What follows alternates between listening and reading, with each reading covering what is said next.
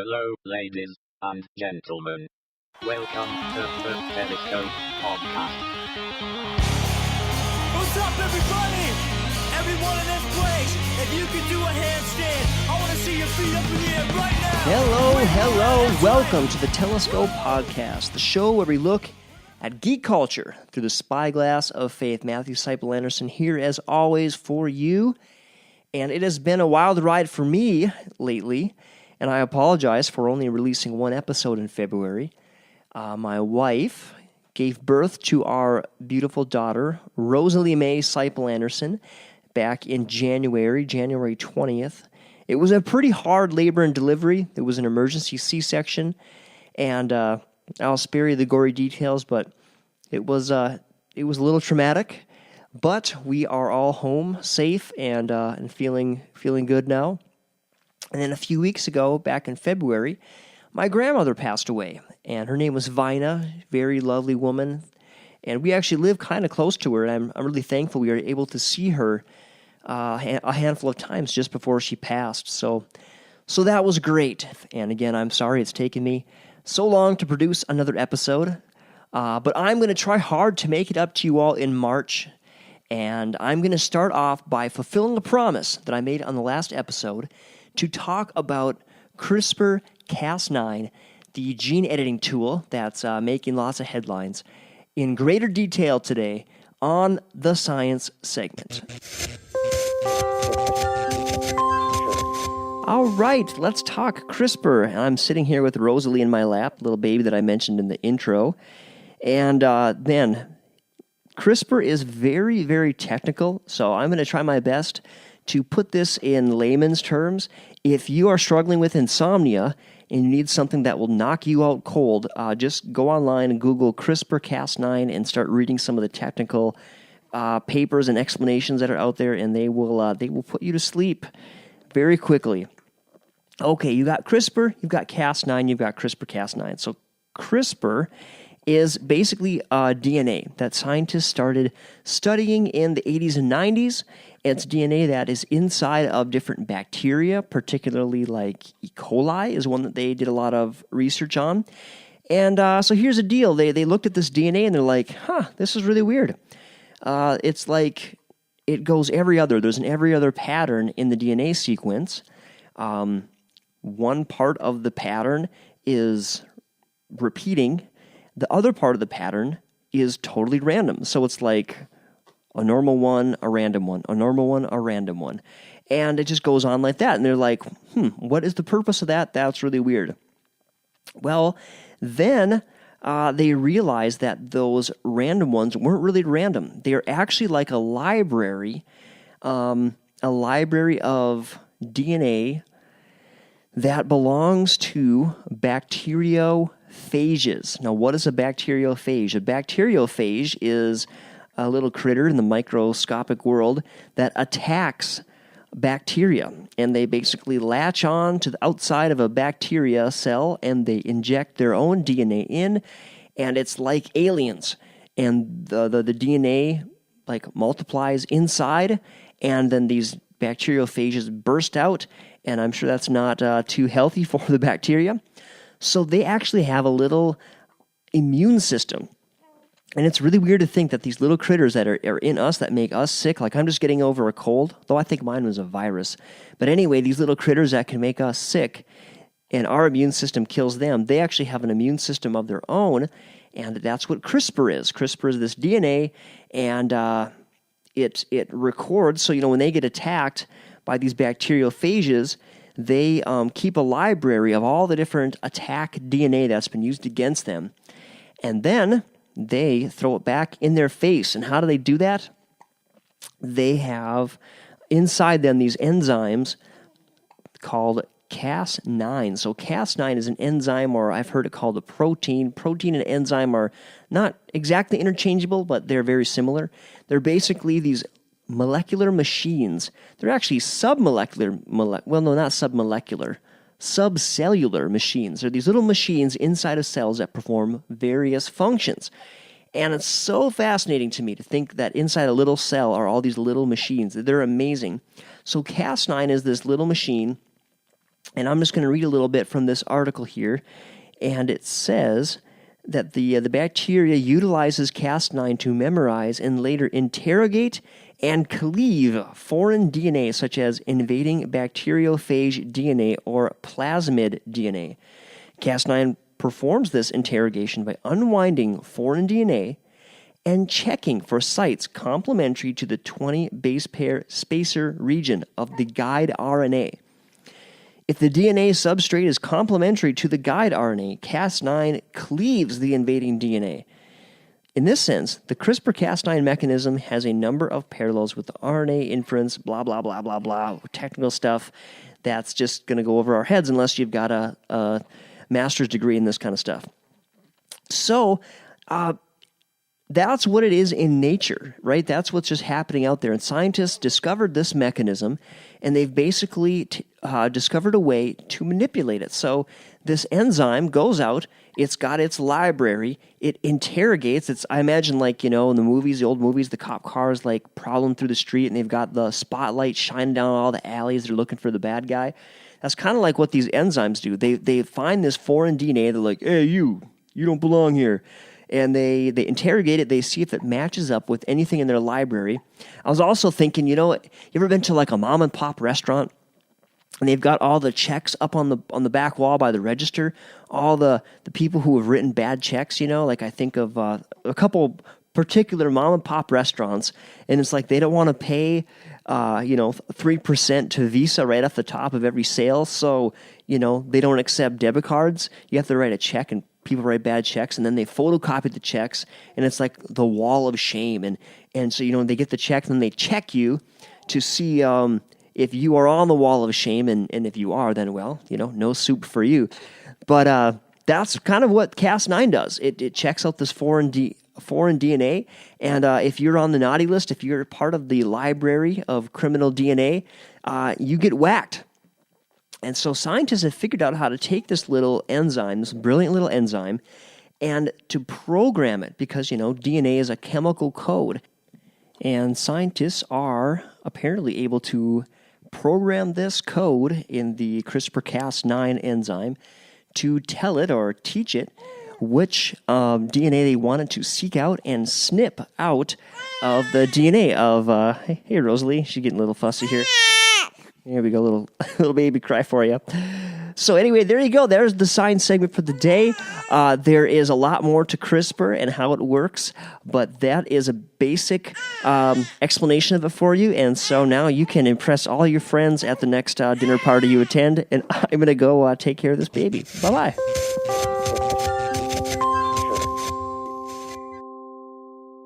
All right, well, today's featured topic is the world of Star Trek is closer than you might think. And this idea, well, it came from two places. Number one, I've just been busy with my own world and haven't been able to take in any interesting shows to talk about. But number two, it came from my research of CRISPR, which I really was fascinated by. And as I researched CRISPR and learned about the bacteriophage, I couldn't help but think of Star Trek. And in Star Trek, there's a race. And I've watched Star Trek Voyager, which is the series that this comes from. But it's been a while, and I cannot remember how to pronounce this name. But there's a race called the Vidans or Vadans. It's Vidiians. Vidians. Let's go with Vidians or Vidians. Vidian, that sounds a little too much like vitamin, which is not menacing at all. And so I'm not going to go with that. I'm going to go with Vidians. Anyway, the Vidians are this race that are afflicted by the phage. And the phage is a disease that destroys tissue and organs, and it makes them all deformed. And in a desperate attempt to prolong their life expectancy, the Vidians travel around and they basically steal people's organs. They've got like a remote control gun, just like the rest of the Star Trek people, except for instead of stunning you or shooting you or laser blasting you, it basically beams organs out of your body. So there's an episode where the character Neelix gets his lungs beamed out of his body, and they have to put him on life support and then, figure out a way to save him. And they only have 45 minutes to do it, of course, because episodes are only 45 minutes. And, unless it's a two-parter, the day is usually saved within 45 minutes. But it's pretty cool. So anyway, all that to say that this whole thing of CRISPR coming out of a real-life thing called the bacteriophage, which actually does attack bacteria like the E. coli, it's really fascinating. And the fact that we can grab this stuff and manipulate it for our own purposes to edit genes is so cool. And it really feels very Star Trek to me, the level that we're going to with some of this stuff. Another Star Trek tie-in with the whole CRISPR thing is the Borgs use nanoprobes to assimilate alien life forms. So, the Borgs, I'm sure if you're listening to this, you know some Trek. They're the cybernetic life forms that no longer have individual consciousnesses. They're all tied into the collective. And when they encounter new aliens and new forms of technology, they seek to incorporate that into their collective consciousness and their collective collection of technology. And anyway, it's so gnarly. They look like space zombies, and they hold their hands, and they put those tubes like into your throat or into your arm, and those tubes pump your body full of these nanoprobes, and the nanoprobes have been used for all kinds of things in the Trek world. And if you are so inclined, you can go online and do a little search for nanoprobes, and you will find like a wiki page, like a fan-made wiki page that lists out all the different types and functions of nanoprobes. It's pretty amazing how people like to catalog all that stuff. But, you look at a nanoprobe, how different is that from manipulating a protein, a Crispr-Cas9, injecting it into a sperm cell, and that little microprobe that's been engineered. It's not a nanoprobe. It's not a mechanical nanoprobe like the Borg. It's biological, but still, it's been altered by humans to then go in and alter genetics that will affect an organism from the moment of conception. It's truly amazing, and it is very, very Star Trek-esque, if you ask me.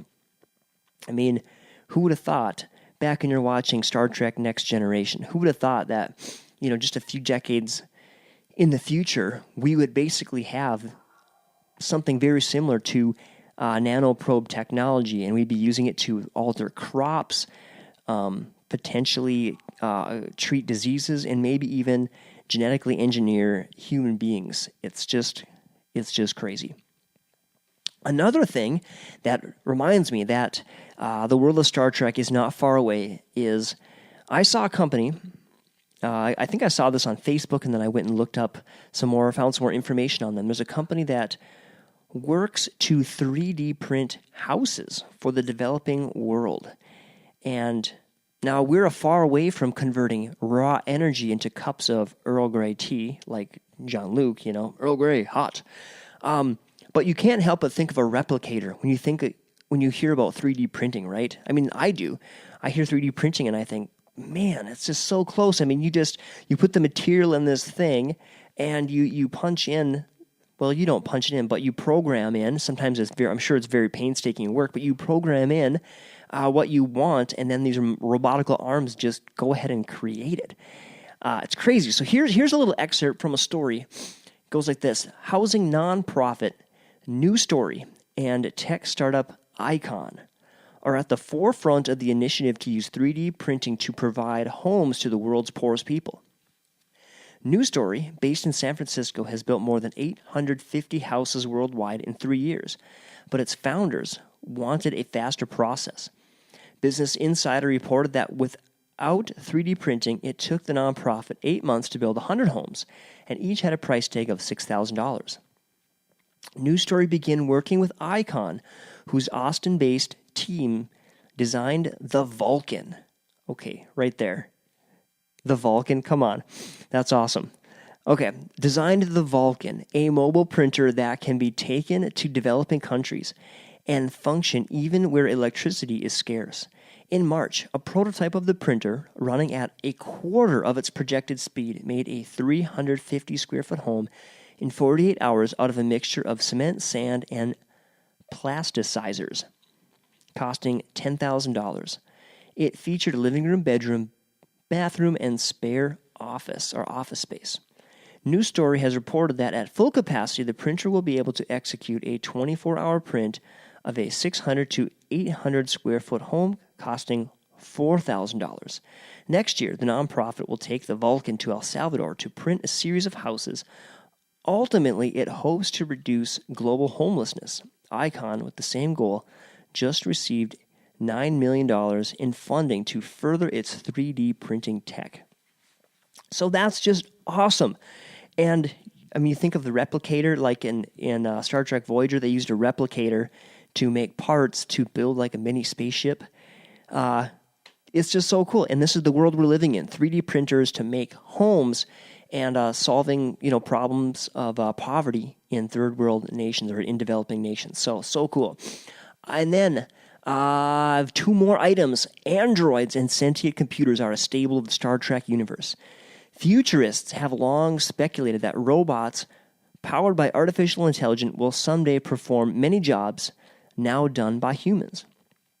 What if all of our service jobs, like Starbucks, gas station workers, grocery stores, were all staffed by robots or some kind of automated system?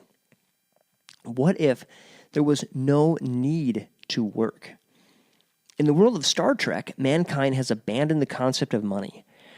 Now, I don't think that the Federal Reserve is going to stop printing greenbacks anytime soon. I think money is going to be here for a while, but there are a few nations that are seriously thinking about a future where there may not be jobs for unskilled workers anymore. So Finland and India are both experimenting with the idea of a universal basic income. It's pretty wild, and if you look at the story, I'm going to pull it up here. I don't have it in my notes.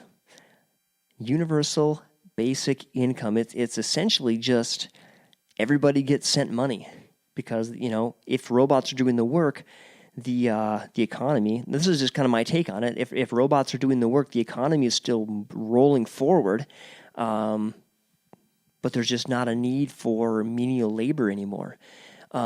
Here's what it says. This is a story on CNBC. A routine trip to check the mail took an unexpected turn for Mika Rusunen in November of 2016. I opened it and didn't understand it all, so I gave it to my wife and asked her, "What the heck is this?" It was the Finnish government informing Rusunen that he would start receiving free money each month as part of a first-of-its-kind experiment. Rusunen was among 2,000 unemployed Finns randomly selected from across the country for a trial testing universal basic income. Each month for 2 years, he would receive 560 euros, roughly $670, from the government, tax-free. He was free to spend the money however he liked.